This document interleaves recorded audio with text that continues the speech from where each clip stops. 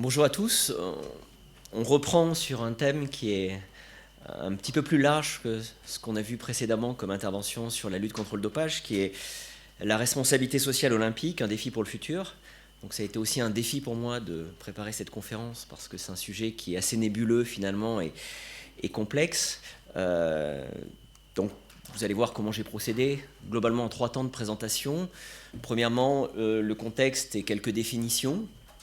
Ensuite, une qualification aujourd'hui de la responsabilité sociale olympique comme ce qu'on pourrait appeler l'advocacy, qu'on traduit en français peut-être comme plaidoyer pour un sport durable et responsable, et avec une idée en 3e temps qui est vers une stratégie intégrée et une performance sociétale olympique. Donc je m'appuie sur des recherches déjà antérieures que j'ai pu faire. On a écrit un ouvrage notamment avec Jean-Louis Chaplet et 2 autres collègues sur la responsabilité sociétale. J'ai créé aussi des bouquins coordonné des bouquins sur la responsabilité sociale plutôt d'entreprise aussi. Puis il y a un certain nombre de chercheurs qui ont travaillé, notamment nord-américains ou anglo-saxons essentiellement, sur la CSR. Et aujourd'hui, le CIO produit pas mal de choses aussi sur ces questions. Les organisations sportives, un petit peu moins en général, plus les clubs professionnels. Et bien sûr les sponsors du mouvement olympique et les États, l'Union européenne qui sont engagés aussi dans des stratégies de développement durable. On en reparlera. Alors, qu'est-ce que c'est que la responsabilité sociale des entreprises? On dit aussi sociétale des entreprises. Je préfère le terme sociétal, mais le terme responsabilité sociale est plus consacré. On parle de responsabilité plus largement des organisations aujourd'hui, de responsabilité sociale des organisations, qu'elles soient publiques ou non-profit aussi et associatives donc. Selon la définition de la Commission européenne, c'est la contribution volontaire, c'est un mot très important, volontaire, des entreprises ou des organisations en général afin d'assumer les responsabilités économiques, légales, éthiques et philanthropiques envers les parties prenantes. Et j'aime bien cette citation aussi de Dominique Bessières, qui est un prof en gestion, qui dit qu'être responsable, c'est donner à un autre le droit de vous demander des comptes, qui est une définition qui va au-delà du juridique. Voilà. Alors quand on regarde l'olympisme et j'allais dire cette petite maison qui correspond finalement à la vision stratégique et à la manière de l'exercer par le CIO, qui est un document plutôt qui a été fait sous la période de Jacques Rogge, vous voyez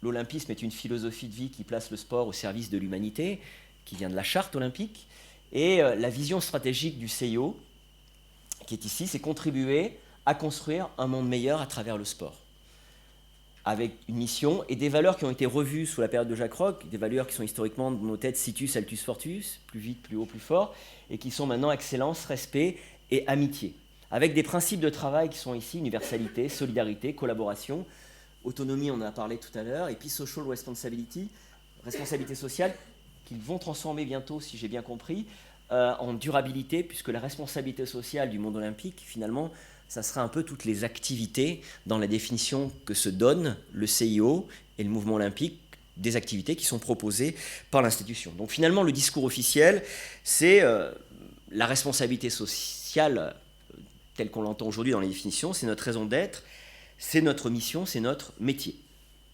Alors, est-ce que la donne a changé avec l'arrivée de cette question de la RSE, du développement durable et de l'introduction du développement durable dans les organisations à travers cette idée de RSE, pour les organisations olympiques et notamment pour le CIO et plus globalement aussi pour l'ensemble des acteurs qui sont partenaires du CIO. Alors CIO a finalement un monopole mondial, on l'a vu, sur un bien public, sur le sport qui apparaît selon certains comme nouvel opium du peuple, qui, lorsqu'on regarde aussi les définitions juridiques qui sont données parfois par des tribunaux qui qualifient la FIFA ou le CIO d'entreprise commerciale de fait, aussi, donc cette question finalement de la gouvernance du sport international est posée aujourd'hui, et une gouvernance internationale qu'on estime souvent avec peu de contrôle ou sans contrôle, à la différence des multinationales qui ont le marché en contrôle, en tout cas, ou les organisations publiques qui ont aussi des systèmes démocratiques en contrôle qui sont peut-être plus puissants que ceux qu'on peut avoir dans le mouvement olympique et le mouvement sportif. Donc les risques de dérive, on les connaît, les risques de réputation, on en a parlé aussi, et c'est vrai qu'on a tendance à dire qu'il y a une forte demande de transparence aujourd'hui. Alors, je dirais, pour les organisations olympiques, pas forcément des membres, je ne sais pas si les membres du CIO demandent plus de transparence au président du CIO et aux gens qui entourent et qui prennent les décisions majeures. Pas forcément des athlètes non plus, même si certains ont créé des idées sur les questions. On pense à Right to Play ou choses comme ça, par exemple en 94. Des financeurs, oui, un peu, les sponsors, mais c'est souvent léger, ou les télévisions. De l'opinion publique, mes collègues en ont parlé tout à l'heure, je serais moins d'accord qu'eux pour dire que l'opinion publique peut faire vraiment basculer les choses sur la demande de transparence, parce qu'elle est souvent très paradoxale et assez versatile. Mais un fait est de constater qu'il y a des nouveaux contre-pouvoirs dont on a parlé, certaines ONG, si on parle Amnesty International par exemple, avec la FIFA, mais avec d'autres organisations, avec le CIO aussi, certains médias et réseaux sociaux qui sont très activistes avec des médias d'investigation, certains États qui aujourd'hui se préoccupent véritablement de ce qui se passe sur leur territoire, la Lex FIFA donc, qui a été promulguée en Suisse en 2014, qui donne des moyens d'action un petit peu plus importants pour contrôler ce qui se passe au niveau des dirigeants du sport international. Et puis, bien sûr, le modèle judiciaire américain, qui est à Salt Lake, qui est dans l'affaire Armstrong, qui est dans l'affaire FIFA maintenant, montre véritablement que c'est cette investigation essentiellement des pouvoirs judiciaires qui souvent sont à l'origine de crises beaucoup plus importantes qui vont entraîner des réformes, souvent majeures sur ces questions. Alors, le CIO affirme aussi aujourd'hui un devoir d'exemplarité, mais qu'on voit de manière plus générale quand on regarde la mission, les valeurs qui sont portées. On peut penser que plus qu'ailleurs, plus que dans des organisations publiques, peut-être même bien plus que dans des entreprises, on attend un devoir d'exemplarité de ce type d'organisation. Alors le CIO annonce aussi un business florissant et redistributeur très important, puisqu'il annonce 90% de redistribution des fonds qui sont générés. Alors j'ai mis des points d'interrogation parce que ça mérite d'être un peu justifié. Aujourd'hui, c'est pas clair la manière dont est distribué l'argent, c'est pas forcément clair non plus la manière dont cet argent est affecté, dont cet argent est utilisé, quels sont aussi les effets de cet argent. Donc la question du contrôle de la comptabilité est extrêmement importante. Donc la question qui est posée finalement par cette présentation, c'est l'olympisme et le CIO est-il responsable? De quoi et auprès de qui? Dans un prisme, vous l'avez compris, qui est aussi de montrer qu'il y a un apparent rapprochement entre aujourd'hui des entreprises. Si vous prenez toutes les multinationales du monde aujourd'hui, elles ont une vision stratégique qui est de contribuer par leurs produits, par leurs activités, par leurs services, par leurs valeurs, à construire aussi un monde meilleur. Elles se sont appropriées du sociétal. Elles sont, comme le disent les sociologues, non plus seulement en marché, ces entreprises, ces multinationales, elles sont aussi en société. Et elles se pensent comme telles aussi. Et c'est vraiment un changement de paradigme qui est important, alors que parallèlement, des ONG comme le CIO, on parle beaucoup de business, avec, a priori, pourtant, une performance sociétale, génétique, que maintenant aussi les entreprises veulent s'approprier. Avec un combat qui est très inégal, parce que quand on parle du CIO, on parle d'une grosse PME, d'une grosse petite moyenne entreprise, bon, qui a 500-600 personnes au siège, pareil à peu près pour la FIFA, un tout petit peu moins, et les autres organisations sont bien plus petites, en fait, bien souvent dans les CNO et dans les FI, qui sont face à des mastodontes, des multinationales avec des centaines de milliers de salariés, des centaines de milliards de chiffres d'affaires, qui ont des pouvoirs et une professionnalisation sur ces questions qui est bien plus importante. Donc responsabilité sociétale olympique fait référence finalement à des questions assez fondamentales que doivent se poser toute organisation, toute entreprise, à un moment donné de son existence. En l'occurrence, quel rôle le CIO et le mouvement olympique et sportif veut jouer dans la société aujourd'hui? Est-ce que le CIO répond véritablement à cette question? Comment améliorer l'impact, c'est-à-dire la contribution sociale, économique, environnementale du système olympique dont on en parlait, et comment en rendre compte? Voilà. Et lorsqu'on parle de ça, est-ce qu'on parle de la responsabilité sociétale olympique du siège, du groupe CIO, du COJO, des COJO aussi, qui sont des organisations que le CIO contrôle véritablement, ou est-ce qu'on parle plus largement aussi de la responsabilité sociale des comités olympiques et des fédérations internationales qui sont dans le système, où on peut dire le CIO a plus un pouvoir d'influence, en tout cas c'est comme ça qu'il le présente, mais il a indubitablement, c'est pour ça que je l'ai marqué en rouge, c'est moi qui parle, là c'est le CIO qui parle plutôt, un pouvoir de coercition et de conformité pour ces organisations, de mise en coercition et de mise en conformité si on veut. Ou du système olympique total aussi, on l'a vu, par rapport au risque systémique de réputation qui est lié. Alors quand on regarde la RSE aujourd'hui et comment elle a été introduite essentiellement après le sommet de Rio de 92. Et il y a un très grand nombre de règles, il y en a des dizaines, j'en ai noté juste quelques-unes qui sont, juste pour vous en donner, qui sont des règles soit internationales et dictées par des organisations privées, soit par des organisations publiques, soit des lois nationales qui exigent aujourd'hui à des entreprises de se comporter de manière responsable. Beaucoup de normes aussi, ISO, qui ont été des normes au départ plutôt de système de management environnemental, pour prendre en compte le défi de l'environnement, les labels du commerce équitable. Énormément donc de contraintes sur ces questions. Alors aujourd'hui, on considère qu'il y a une norme, la norme des normes, qu'on appelle la norme ISO 26000, qui est une norme qui a été promulguée en 2010 après 10 ans de travail, pour fusionner finalement un peu tous les travaux antérieurs qu'il y avait pu avoir, et pour être la norme qui va s'appliquer en matière de responsabilité sociétale, donc qui est la norme ISO 26000, qui s'appelle responsabilité sociétale des organisations. Et donc, vous voyez, il y a 7 questions centrales qui sont traitées. La gouvernance est au centre, c'est le premier point, parce que sans prendre en compte dans la gouvernance cette question, c'est-à-dire si les décideurs n'ont pas dans leurs valeurs, dans leurs principes, dans leur stratégie, dans les indicateurs de performance cette question en tête, on pense qu'il n'y aura pas de transformation durable de l'environnement. Et avec plein de principes d'action dans les autres domaines qui sont ici, l'environnement, la bonne pratique des affaires, les relations et conditions de travail, la contribution au développement local, protection du consommateur, droits de l'homme. Et cette norme ISO 26000 a vocation à s'appliquer dans un certain nombre de secteurs, avec l'idée finalement de rendre compte, ce qui est ici, de son action. Alors aujourd'hui, la plupart des grandes entreprises ont modifié leur stratégie, puisqu'on peut dire que ça fait 15 à 20 ans que ces questions sont sur l'agenda des multinationales, essentiellement 15 ans, mais parfois plus, avec des stratégies sociétales affirmées dans leur business plan, avec l'idée de créer de la valeur partagée, pas seulement de la valeur pour l'actionnaire, mais de la valeur aussi pour les parties prenantes, de créer des avantages concurrentiels aussi sur ces questions, de reconfigurer leur process de management, R&D responsable, achat responsable, ressources humaines responsables, marketing et communication sociétale, des nouvelles formes d'évaluation, bilan carbone, avec des nouvelles manières de manager. J'ai pris l'exemple d'Annonway, pour une entreprise qui n'est pas très loin d'ici, Danone, qui évalue ses collaborateurs différemment aujourd'hui à travers le prisme à la fois économique mais aussi social et environnemental, avec aussi des nouvelles choses qu'un chercheur américain très connu en stratégie qui s'appelle Prahalad a appelé la stratégie BOP, c'est-à-dire la stratégie bottom of the pyramid, c'est-à-dire comment on peut s'adresser pour les entreprises aux 5 ou 6 milliards de personnes qui vivent en dessous du seuil de pauvreté mondiale, en dessous de 2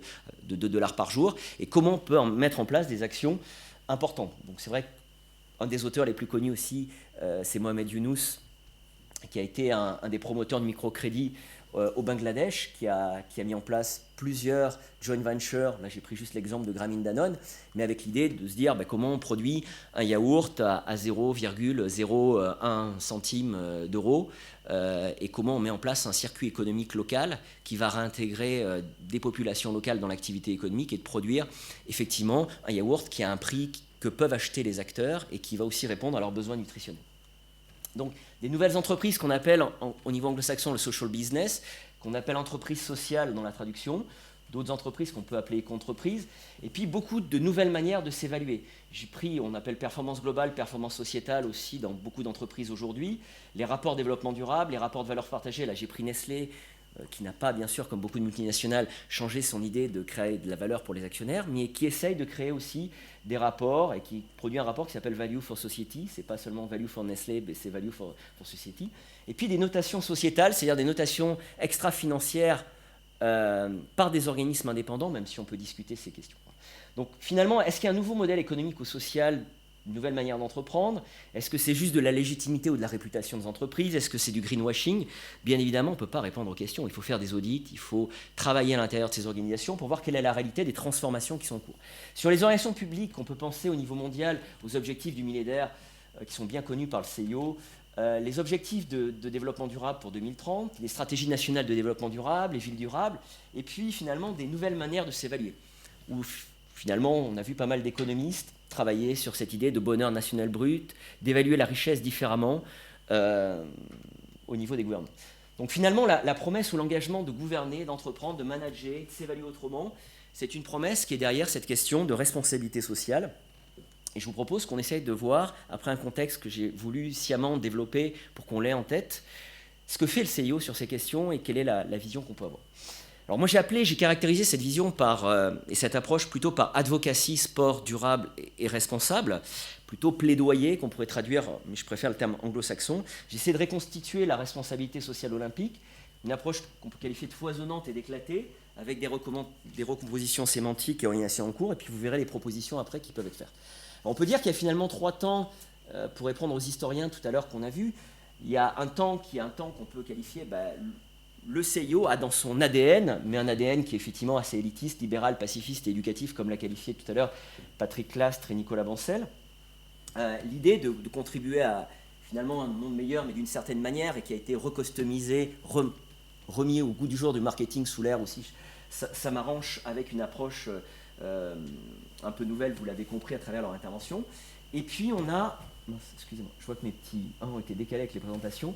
Deuxième point, un deuxième temps qui sont des initiatives et des actions qui ont été beaucoup plus importantes, notamment avec l'aggiornamento qui a été fait à travers la révolution Samaranch, et dans le cadre du libéralisme et du capitalisme financiarisé mondial qui se déroule essentiellement depuis les années 80. On peut dire la fin des années 70 dans le monde anglo-saxon peut-être, mais essentiellement dans les années 80, qui correspond finalement à la révolution Samaranch aussi, qui va adapter ces nouveaux codes aussi de travaux avec les multinationales, mais de travaux aussi avec les organisations internationales. Et on va voir aussi, à travers ces actions, un certain nombre de régulations, de problématiques qui peuvent rentrer aussi dans la responsabilité sociale. Et puis on peut qualifier l'approche peut-être aujourd'hui d'une approche peut-être d'un défi, d'une approche stratégique globale plus intégrée, j'en reparlerai tout à l'heure, avec un agenda 2020 qui est plutôt pragmatique, qui n'est pas révolutionnaire sur ces questions de responsabilité sociale, c'est le moins qu'on puisse dire, mais avec peut-être des innovations sociétales qui pourraient voir le jour. Alors, là j'ai mis quelques termes, je ne vais pas tous les lister parce que je n'aurai pas le temps de tenir le temps, mais grosso modo, l'idée de solidarité olympique, c'est-à-dire de redistribuer au CNO les moins favorisés de l'argent, c'est 62, et opérationnel en 71, mais surtout quand il y a de l'argent à partir des années 90. La commission sport et environnement qui est créée en 95, dans le fil de l'agenda politique international, l'agenda 21 du mouvement sportif international qui a été décliné aussi au niveau national en 99, 94 l'environnement, 3e pilier de l'olympisme, etc. Les partenariats avec les agences onusiennes qui existaient avant les années 90, mais qui vont se développer essentiellement dans les années 90, et grâce à la diplomatie Samaranch, on peut dire que le CIO va obtenir un statut très privilégié et finalement très envié par beaucoup d'institutions, qui est le statut d'observateur à l'Assemblée générale des Nations Unies en 2009, va avoir une forme de respectabilité finalement mondiale grâce à cette nouvelle position aussi. Et puis des documents peut-être plus méconnus, ici Rio+20 et les publications du CIO, qui est finalement un peu une synthèse ou des exemples d'actions qui sont faits sur ces exemples de sustainability, que ce soit pendant les Jeux, que ce soit pour le CIO, etc. Et puis une norme dont on a beaucoup parlé, qui est la norme 2012-1, qui est une norme ISO pour système de management responsable appliqué à l'événementiel sportif, qui est aussi un héritage finalement des Jeux de Londres quelque part. Alors cet activisme, vous voyez, qui est finalement, j'ai aussi essayé de le concrétiser par un schéma, je m'excuse, ça je vais en parler après, j'ai essayé de reconstituer un peu qu'est-ce que veut dire aujourd'hui la manière dont est gérée la responsabilité sociale olympique au CIO. Alors, avec bien sûr une entrée par les Jeux qui est extrêmement importante, c'est-à-dire cette question de la contribution sociale, économique et environnementale, elle est plutôt liée à cette question de la durabilité, de l'héritage aujourd'hui, de la question de l'intégrité, bien sûr, et des athlètes et de la protection. Elle est essentiellement vue par les JO, c'est pour ça que c'est en beaucoup plus gros. L'agenda 2020 parle aussi de sustainability, bien sûr, de la question de la jeunesse, qui est aussi un nouveau mot dans l'approche de Rogue, avec la création des Jeux Olympiques de la jeunesse, de crédibilité, dont parle aussi beaucoup Thomas Barr aujourd'hui. Et cette sustainability, c'est pour ça qu'elle est un petit peu plus développée ici, elle est a priori appréhendée par le CIO aujourd'hui, par la recherche du développement du sport pour tous, du développement à travers le sport, de la question sport et femmes, de la question de l'éducation aussi, et de la question de la paix. Alors, ça c'est pour le CIO, j'allais dire, et les JO, et finalement quel est le pouvoir d'influence sur les CNO et les FI, et j'ai mis, j'allais dire, en large sur la Dark Side Party, c'est-à-dire tous les travaux qui ont été faits sur la gouvernance avec CIO 2000, avec aussi les Basic Universal Principles en 2008 of Good Governance, qui sont aussi la question dont le CIO a bien conscience, d'amener une meilleure gouvernance. Lui-même au siège, il a transformé considérablement quand même les pratiques, on peut dire, il y a eu quand même une grosse évolution, mais dans le système aussi avec beaucoup plus de difficultés sur les cadres nouveaux qui ont été proposés. Donc finalement, on peut dire que cette approche, elle est assez foisonnante mais très éclatée, il y a une gestion éclatée au siège, il y a plusieurs directions et commissions qui s'occupent de ces questions, mais plutôt avec des approches en silo, avec des approches qui sont finalement assez peu articulées, assez peu intégrées sur cette question de l'application du développement durable au sein du CIO et dans la stratégie globale du CIO.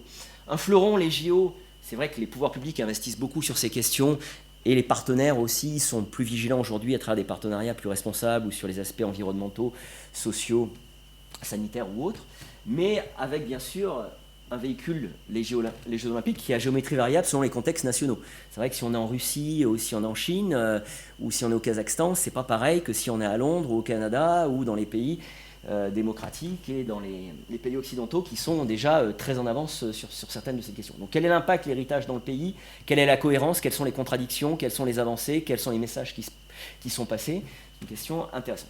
Alors quand on regarde ce que font les CNO là aussi, et sur le pouvoir d'influence, il y a 20 ou 30 CNO qui sont vraiment très structurés, qui aussi s'approprient des questions sur ces éléments-là. Mais c'est vrai que les CNO sont un réseau très hétérogène pour le CIO. Les FI, les fédérations internationales, sont finalement, à part un tout petit peu la FIFA et deux, trois autres organisations qui ont vraiment des programmes de CSR, de Corporate Social Responsibility, elles sont moins sur cette question d'utilisation du sport pour répondre à des problèmes de société globalement, et elles sont moins organisées, professionnalisées. Elles abordent plutôt le problème sur le développement par le sport et surtout sur les grands événements avec la question de la durabilité de l'environnement. Avec certes, le CIO a des partenariats internationaux qui existent avec l'ONU et les agences onusiennes, avec des ONG prestigieuses aussi, et avec aussi des multinationales qui aujourd'hui mettent ce qu'on appelle en place, qui essayent de mettre en place du sponsoring responsable ou citizen sponsorship, etc. Mais finalement, ces partenariats, quand on regarde comment ils sont activés de manière très cosmétique et finalement sans approche globale sur le système. Donc là, je vous ai montré quelques recompositions sémantiques et organisation du siège qui sont assez typiques de recompositions qui peuvent se faire au gré des jeux d'acteurs aussi au sein du CIO, mais qui montrent effectivement des volontés nouvelles, en tout cas. Parce que la direction de la coopération internationale s'appelle maintenant la direction Public Affairs and Social Development through Sport. Direction qu'on peut appeler un peu de la stratégie quelque part, de la Corporate Development Bond et Sustainability, de la durabilité, puis la commission sport et environnement qui s'appelle Durabilité Héritage. Les collaborateurs ont des signatures aussi particulières. Enfin, vous verrez, il y a beaucoup d'exemples dans le papier qui montrent ces recompositions. Donc en synthèse, qu'est-ce qu'on peut dire aujourd'hui? C'est qu'effectivement, il y a un ADN évolutif, un focus plutôt sur le sport d'élite, sur cette question développement durable, des actions éclatées, un manque de coercition dans le mouvement olympique.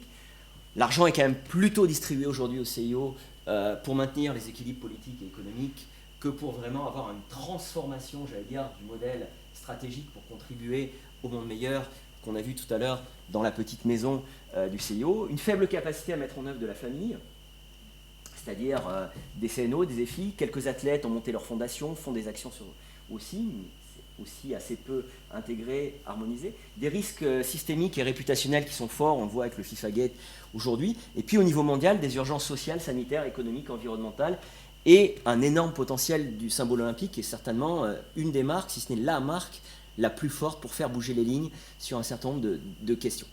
Donc là, j'ai mis quelques idées finalement qui pouvaient changer, transformer cette stratégie sociétale ou aller vers une stratégie sociétale beaucoup plus intégrée et la recherche d'une performance sociétale pour le CIO. C'est déjà revoir la modélisation de la performance, c'est-à-dire comment on va s'évaluer, quels sont nos indicateurs de réussite. C'est vrai pour le CIO, c'est vrai pour les CNO. Je sais pas, je travaille au comité olympique français, j'ai toujours demandé, mais les athlètes, arrêtez de compter les médailles, regardez ce que deviennent les athlètes, essayez déjà d'avoir une base de données sur ce qu'ils sont, etc. Donc toutes ces choses-là qui sont parfois un peu basiques, mais elles ne sont pas toujours faites, et cette question de l'impact finalement, parce que le CIO et l'Olympique cherchent à avoir un impact pour transformer aussi quelque part la société, elle doit générer des nouveaux indicateurs sur lesquels certaines organisations ont travaillé. J'ai vu quelques fédérations qui produisent aujourd'hui des panoramas sociétaux avec des indicateurs d'impact, qui essayent de faire mesurer avec des enquêtes, avec une entrée qui est nécessairement a priori plutôt bottom-up, c'est-à-dire plutôt par le local, par les initiatives que peuvent avoir les villes olympiques, que peuvent avoir les fédérations, pour essayer finalement peut-être de rassembler ces initiatives dans ce que Jean-Loup Chaplet avait appelé une plateforme RSO déjà en 2009, une plateforme de responsabilité sociale olympique, Alors, vous avez vu la norme ISO 26000 tout à l'heure. Bon, moi, j'ai accompagné au niveau français le CNOSF et la Française des Jeux. La Française des Jeux a cette initiative, notamment pour son équipe cycliste, a voulu essayer. Alors, il n'y a pas une certification ISO 26000, c'est juste des guidelines, c'est juste des principes, mais voudrait essayer d'appliquer au sport français aussi cette norme, avec l'idée d'accompagner aussi la transformation des comportements de manière plus importante que l'avait fait l'agenda 21. Donc, créer une communauté internationale apprenante et partager les bonnes pratiques autour du sport pour tous et de l'utilisation du sport et de l'activité physique, notamment dans les politiques publiques sectorielles, dans la santé, dans les politiques d'intégration, parce que l'argent en général au niveau des ministères n'est pas dans les ministères des sports, mais il est effectivement beaucoup plus dans d'autres grandes politiques sectorielles, la santé, l'éducation, la culture ou autres, dans lesquelles le sport peut avoir une action extrêmement importante. Créer une agence mondiale de développement par le sport, portée par la symbolique olympique sous la forme d'une fondation, qui permettrait peut-être de générer beaucoup d'argent aussi d'autres grandes fondations. Si on prend la fondation Bill Gates, si on prend plein de grandes fondations aujourd'hui qui ont beaucoup d'argent et qui peuvent faire des choses aussi avec l'olympisme ou avec les valeurs et les supports. S'associer à des organisations spécialistes du développement, puisque effectivement le job d'une fédération ou d'un comité olympique, c'est pas forcément d'être un spécialiste du développement, mais c'est d'apporter des supports ou des activités pour réussir à faire du développement. Donc ça veut dire que des agences nationales de développement par le sport, des entrepreneurs sociaux par le sport, qui ne sont pas forcément que des associations, ça peut être des associations, mais ça peut être des entreprises aussi, peuvent avoir une action véritablement décisive, en utilisant notamment le microcrédit, même dans les pays développés, on peut faire des choses très intéressantes. Les fonds d'aide au développement des pays occidentaux, qui sont souvent très importants, les fondations d'entreprises individuelles. Porter une stratégie BOP olympique, ça veut dire quoi? Ça veut dire comment on peut développer la pratique dans les pays très pauvres, et dans les gens qui n'ont aucun moyen, a priori, même pour se nourrir, parfois, ni pour se protéger, ni pour habiter, mais où le sport peut être un outil aussi pour changer la donne. Et pas pour construire, j'allais dire, des grandes pyramides, mais repartir à partir d'initiatives locales pour finalement aider à développer la pratique de l'activité physique et du sport. Vous l'avez compris, la gouvernance aussi est un axe extrêmement fort et clé, et c'est vrai que le CIO se présente comme l'autorité mondiale du mouvement olympique, mais il ne peut pas gérer tous les problèmes de gouvernance du monde, et je ne pense pas que ce soit justifié qu'il le fasse en tant que tel. Par contre, on pourrait imaginer qu'il y ait la création d'une agence mondiale de la gouvernance internationale du sport, un peu à l'instar de l'agence mondiale antidopage, qui serait là pour s'assurer d'une meilleure gouvernance, capacité partenariale des acteurs, que ce soit des CNO, des fédérations nationales ou d'autres acteurs, et de contrôle du mouvement olympique.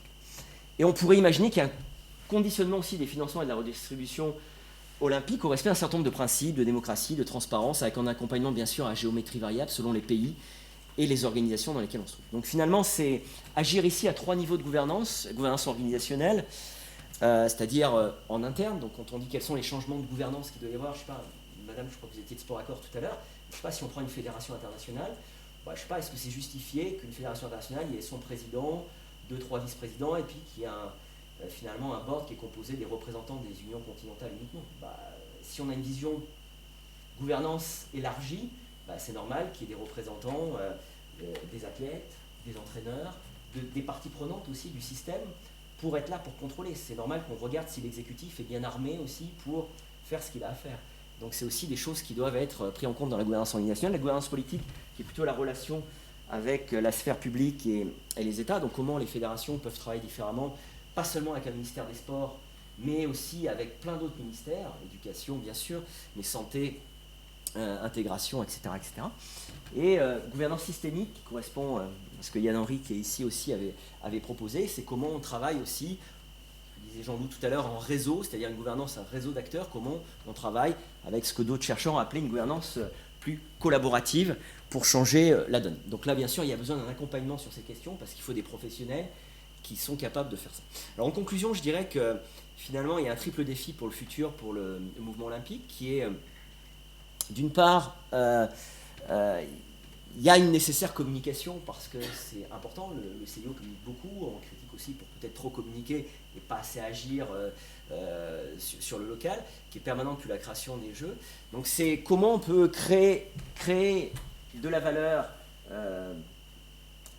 au sens d'une entreprise, et comment on peut la mesurer différemment, et comment on peut changer le management de la chaîne de valeur aussi dans le système olympique, et comment on peut mettre en place cette nouvelle gouvernance organisationnelle, politique, systémique, voilà, en sachant que les acteurs du mouvement sportif et olympique, ils n'ont pas les moyens de la mise en œuvre, mais ils doivent s'appuyer sur les expertises et les financements d'autres acteurs qui eux ont aussi pour mission d'agir. Donc c'est comment faire entrer finalement le sport et l'olympisme dans toutes ces politiques nouvelles. Donc on peut dire en conclusion qu'il y a deux scénarios aussi sur cette responsabilité olympique, soit ce qu'on voit plutôt à travers l'agenda 2020, un maintien des équilibres, c'est-à-dire des compromis, des stratégies d'ajustement, des petits pas et d'influence, qui est certainement la plus probable, soit une stratégie sociétale plus affirmée, plutôt du local vers le global, c'est-à-dire avec des innovations sociétales sur un certain nombre de points que je vous ai montré tout à l'heure, je pourrais éventuellement développer, qui mériteraient peut-être de trouver d'autres structures d'accompagnement et d'autres systèmes de financement pour qu'il y ait effectivement une diffusion plus globale qui puisse se faire à partir de premières expérimentations qui existent déjà depuis longtemps. Voilà. Merci, j'ai à peu près fini. Je ne sais pas si j'ai tenu le timing, j'ai été un peu long peut-être. Ouais. Merci.